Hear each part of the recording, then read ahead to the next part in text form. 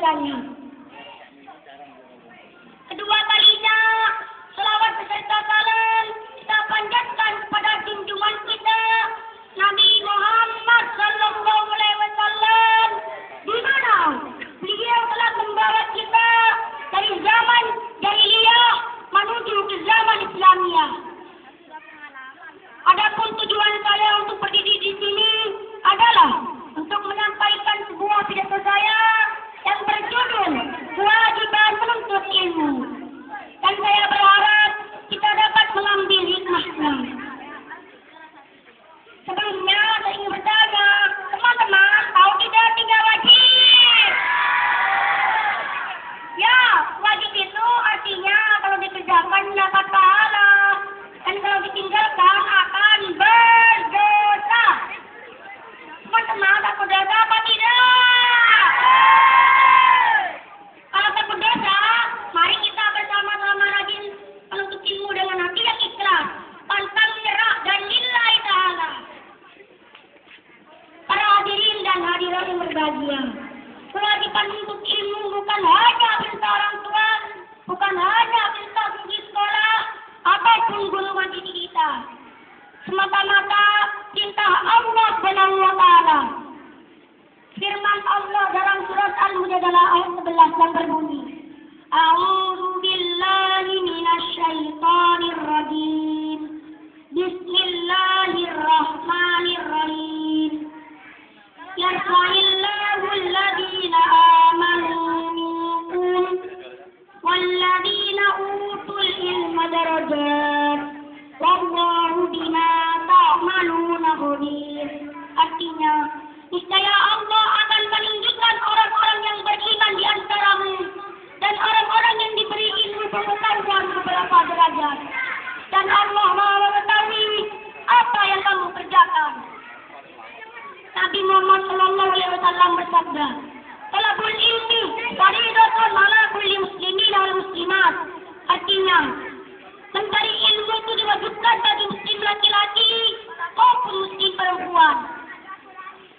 Teman-teman yang saya cintai, teman-teman tahu tidak bagaimana cara menuntut ilmu dengan baik?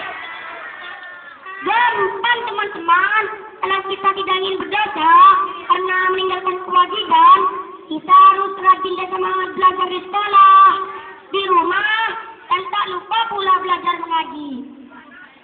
Jangan belajar kalau ada biar saja. Contohnya nih si Bedo. Kalau tidak ada biar, dia rajin sekali duduk santai di depan TV. Terus kalau ada suara Allahu Akbar, Allahu Akbar, ibunya memanggil, Bedo, sudah maghrib, ayo kumur sholat. Bedo menjawab, bentar bu, upin-ipin lagi seru. Wah, payah nih si Bedo.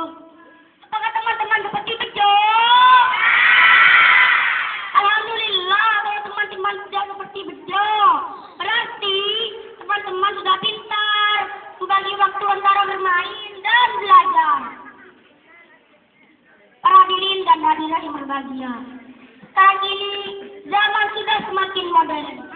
Banyak sekali cara untuk mendapatkan ilmu. Sekarang seramai musik internet. Dari situ kita dapat mengambil. Dari situ kita bisa menambah banyak sekali pengetahuan. Padahal dalam kisah Nabi Sulaiman, beliau disuruh memilih 3 hal oleh Allah, yaitu ilmu pengetahuan, harta, dan jabatan. Apakah teman-teman tahu kira-kira apa yang dipilih oleh Nabi Sulaiman? Nabi Sulaiman lebih memilih ilmu pengetahuan daripada harta dan jabatan. Karena pilihannya itu, Allah memberi bonus kepada Nabi Sulaiman berupa harta dan jabatan. Enak kan? Para hadirin dan hadirat yang berbahagia, dari kisah Nabi Sulaiman tersebut sudah jelas bahwa ilmu pengetahuan memiliki peran sangat penting bagi kehidupan kita. Walaupun harta melimpah dan jabatan tinggi, kalau tak punya ilmu, harta dan jabatan itu tak akan bertahan lama. Untuk itu teman-teman, itu teman-teman, mari kita bersama-sama rajin ilmu dengan hati dengan ilmu pengetahuan untuk bekal hidup di dunia dan di akhirat.